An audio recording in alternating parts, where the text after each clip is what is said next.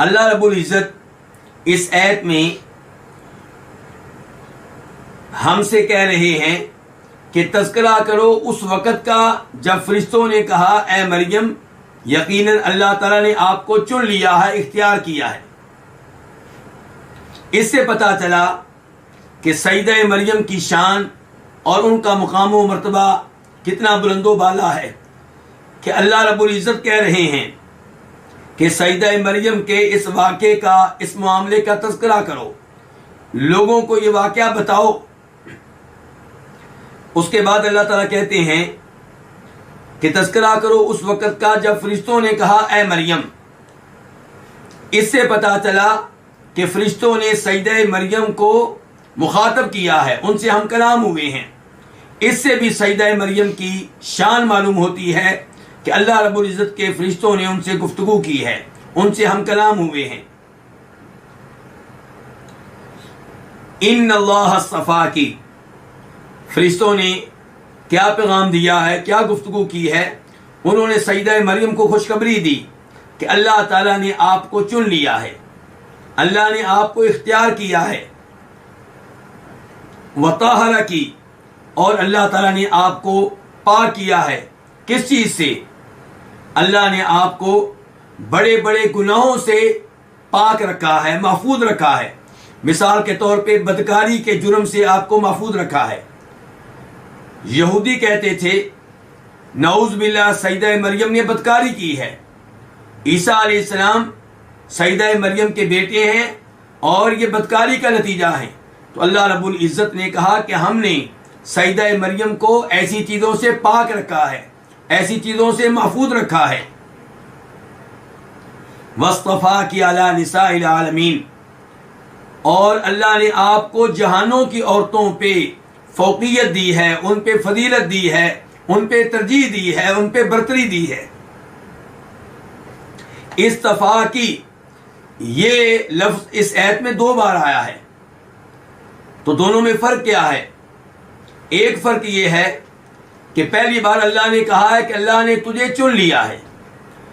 اس کا مطلب یہ ہے کہ اللہ تعالیٰ نے سیدہ مریم کو ان کے زمانے کے تمام لوگوں پہ ترجیح دی، سب پہ فوقیت دی، سب پہ فضیلت دی، اور آخر میں کہا ہے کہ اللہ نے تجھے چن لیا ہے جہانوں کی عورتوں پہ۔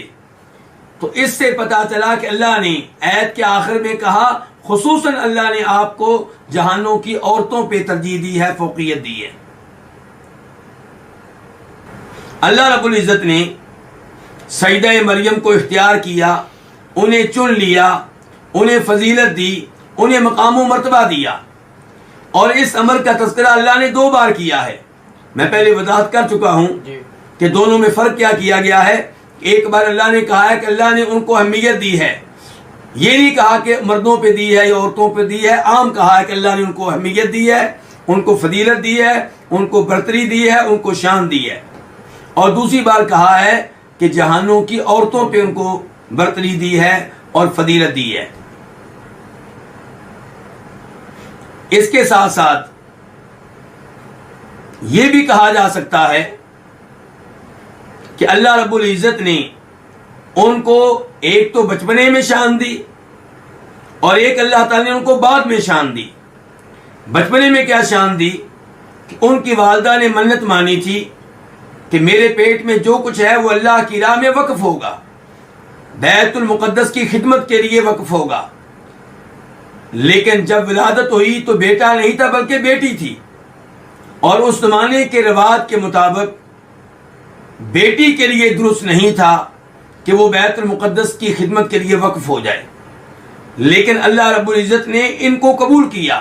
فتقبلها ربها بقبول حسن، جیسے کہ اللہ تعالیٰ فرماتے ہیں سورہ آل عمران میں ہی آیت نمبر 37 میں، اور پھر اللہ تعالیٰ نے بچپنے میں ان کو کیا شان دی کہ وہ انبتها نباتا حسنا۔ اللہ تعالیٰ کہتے ہیں ہم نے ان کی بہترین پرورش کی، جسمانی طور پہ بھی اور روحانی طور پہ بھی۔ اور تیسرے نمبر پہ کیا شان دی اللہ نے کہ وکفلها زکریا، کہ اللہ تعالیٰ نے ان کی کفالت کی ذمہ داری کس کو دی؟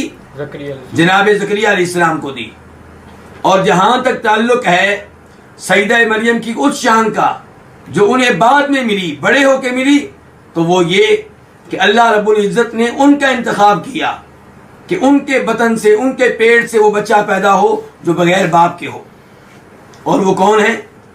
عیسیٰ علیہ السلام. جناب عیسیٰ علیہ السلام.